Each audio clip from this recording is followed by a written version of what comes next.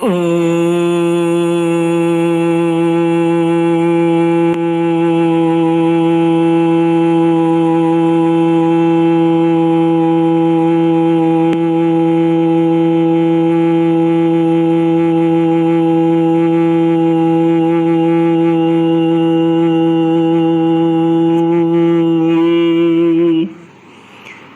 गुरुचरण कमलेभ्यो नमः। श्री गणेशाय नमः। श्री सरस्वत्यै नमः। श्री विष्णवे नमः। श्री कृष्ण गोविंद हरि मुरारी, हे नाथ नारायण वासुदेव। श्री कृष्ण गोविंद हरि मुरारी, हे नाथ नारायण वासुदेव। हे नाथ नारायण वासुदेव। हे नाथ नारायण वासुदेव। हे नाथ नारायण वासुदेव। श्री कृष्ण गोविंद हरि मुरारी, हे नाथ नारायण वासुदेव। श्री कृष्ण गोविंद हरि मुरारी, हे नाथ नारायण वासुदेव। ओम नमो भगवते वासुदेवाय। ओम नमो भगवते वासुदेवाय। ओम नमो भगवते वासुदेवाय। ओम नमो भगवते वासुदेवाय। ओम नमो भगवते वासुदेवाय। ओम नमो भगवते वासुदेवाय। कृष्णाय वासुदेवाय हरये परमात्मने प्रणतक्लेशनाशाय गोविन्दाय नमो नमः। कृष्णाय वासुदेवाय देवके नंदनाय च नंदगोपकुमाराय गोविन्दाय नमो नमः। सच्चिदानन्दरूपाय विश्वोत्पत्त्यादिहेतवे तापत्रयविनाशाय श्रीकृष्णाय वयं नमः। सच्चित आनंद स्वरूप परमात्मा जो सृष्टि के उत्पत्ति, पालन और संहार करता है तथा जीवों के आध्यात्मिक, आदि दैविक, आदि भौतिक तापों को नष्ट करने वाले हैं, अर्थात जीवों के मानसिक, शारीरिक और भौतिक दुखों को दूर करने वाले हैं, हम उन श्री कृष्ण भगवान को नमस्कार करते हैं। श्री कृष्ण गोविंद हरि मुरारी, हे नाथ नारायण वासुदेव। श्रीमद् भागवत एकादश स्कंद अथ सप्तविंशोऽध्यायः। उद्धव उवाच क्रियायोगं समाचक्ष्व भवदाराधनं प्रभो, यस्मात् त्वां ये यथार्चन्ति सात्वता सात्वतर्षभ। एतत् वदन्ति मुनयो मुनिर्निःश्रेयसं नृणां। नारदो भगवान् व्यास आचार्योऽङ्गिरस सुत। श्रीमद् भागवत 11वां स्कंद 27वां अध्याय क्रिया योग का वर्णन। उद्धव जी ने पूछा, भक्त वत्सल श्री कृष्ण, जिस क्रिया योग का आश्रय लेकर जो भक्तजन जिस प्रकार से, जिस उद्देश्य से आपकी अर्चा पूजा करते हैं, आप अपने उस आराधन रूप क्रिया योग का वर्णन कीजिए। देवर्षि नारद, भगवान व्यासदेव और आचार्य बृहस्पति आदि बड़े बड़े ऋषि मुनि यह बात बार बार कहते हैं कि क्रिया योग के द्वारा आपकी आराधना ही मनुष्यों के परम कल्याण की साधना है। यह क्रिया योग पहले पहल आपके मुखारविंद से ही निकला था। आपसे ही ग्रहण करके इसे ब्रह्मा जी ने अपने पुत्र भृगु आदि महर्षियों को और भगवान शंकर ने अपनी अर्धांगिनी भगवती पार्वती जी को उपदेश किया था। मर्यादा रक्षक प्रभु, यह क्रिया योग ब्राह्मण, क्षत्रिय आदि वर्णों और ब्रह्मचारी, गृहस्थ आदि आश्रमों के लिए भी परम कल्याणकारी है। मैं तो ऐसा समझता हूँ कि स्त्री शूद्र आदि के लिए भी यही सबसे श्रेष्ठ साधना पद्धति है। कमल नयन श्याम सुंदर, आप शंकर आदि जगदीश्वरों के भी ईश्वर हैं और मैं आपके चरणों का प्रेमी भक्त हूँ। आप कृपा करके मुझे यह कर्म बंधन से मुक्त करने वाली विधि बतलाइए। भगवान श्री कृष्ण ने कहा, उद्धव जी, कर्म कांड का इतना विस्तार है कि उसकी कोई सीमा नहीं है, इसलिए मैं उसे थोड़े में ही पूर्वापर क्रम से विधि पूर्वक वर्णन करता हूँ। मेरी पूजा की 3 विधियां हैं, वैदिक, तांत्रिक और मिश्रित। इन तीनों में से मेरे भक्त को जो भी अपने अनुकूल जान पड़े उसी विधि से मेरी आराधना करनी चाहिए। पहले अपने अधिकारानुसार शास्त्रोक्त विधि से समय पर यज्ञोपवीत संस्कार के द्वारा संस्कृत होकर द्विजत्व प्राप्त करे। फिर श्रद्धा और भक्ति के साथ वह किस प्रकार से मेरी पूजा करे, इसकी विधि तुम मुझसे सुनो।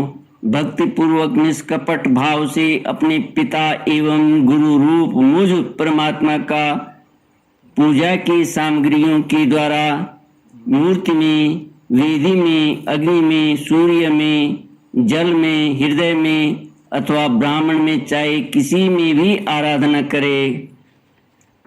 उपासक को चाहिए कि प्रातःकाल दत्तवन करके पहले शरीर शुद्धि के लिए स्नान करे और फिर वैदिक और तांत्रिक दोनों प्रकार के मंत्रों से मिट्टी और भस्म आदि का लेप करके पुनः स्नान करे। इसके पश्चात वेदोक्त संध्या वंदना नित्य कर्म करने चाहिए। इसके बाद मेरी आराधना का ही सुदृढ़ संकल्प करके वैदिक और तांत्रिक विधियों से कर्म बंधनों से छुड़ाने वाली मेरी पूजा करे। मेरी मूर्ति 8 प्रकार की होती है, पत्थर की, लकड़ी की, धातु की, मिट्टी और चंदन आदि की, चित्रमयी, बालुकामयी, मनोमयी और मणिमयी। चल और अचल भेद से 2 प्रकार की प्रतिमा ही मुझ भगवान का मंदिर है। उद्धव जी, अचल प्रतिमा के पूजन में प्रतिदिन आवाहन और विसर्जन नहीं करना चाहिए। चल प्रतिमा के संबंध में विकल्प है, चाहे करे और चाहे न करे, परंतु बालुकामयी प्रतिमा में जो आह्वान और विसर्जन प्रतिदिन करना ही चाहिए। मिट्टी और चंदन की तथा चित्रमयी प्रतिमाओं को स्नान न करावे, केवल मार्जन कर दे, परंतु और सबको स्नान कराना चाहिए। प्रसिद्ध पदार्थों से प्रतिमा आदि में मेरी पूजा की जाती है, परंतु जो निष्काम भक्त है वह अनायास प्राप्त पदार्थों से और भावना मात्र से ही हृदय में मेरी पूजा करे। उद्धव जी, स्नान, वस्त्र, आभूषण आदि तो पाषाण अथवा धातु की प्रतिमा के पूजन में ही उपयोगी हैं। बालुकामयी मूर्ति अथवा मिट्टी की वेदी में पूजा करनी हो तो उसमें मंत्रों के द्वारा अंग और उसके प्रधान देवताओं की स्थान पूजा करनी चाहिए तथा अग्नि में पूजा करनी हो तो घृत मिश्रित हवन सामग्रियों से आहुति देनी चाहिए। सूर्य को प्रतीक मानकर की जाने वाली उपासना में मुख्यतः अर्घ्य दान एवं उपस्थान ही प्रिय है और जल में तर्पण आदि से मेरी उपासना करनी चाहिए।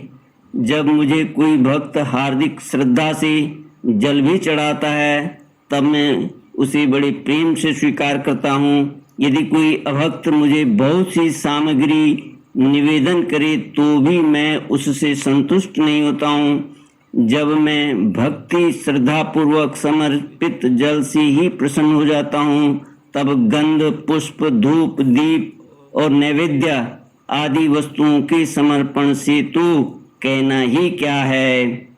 उपासक पहले पूजा की सामग्री इकट्ठी कर ले, फिर इस प्रकार कुश बिछावे कि उनके अगले भाग पूर्व की ओर रहे। तदनंतर पूर्व या उत्तर की ओर मुंह करके पवित्रता से उन कुशों के आसन पर बैठ जाए। यदि प्रतिमा अचल हो तो उसके सामने ही बैठना चाहिए। उसके बाद पूजा कार्य प्रारंभ करे। पहले विधि पूर्वक अंगन्यास और करन्यास कर ले। इसके बाद मूर्ति में मंत्र न्यास करे और हाथ से प्रतिमा पर से पूर्व समर्पित सामग्री हटाकर उसे पोंछ दे।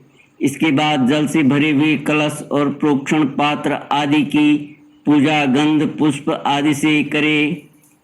प्रोक्षण पात्र से जल से पूजा सामग्री और अपने शरीर का प्रोक्षण कर ले।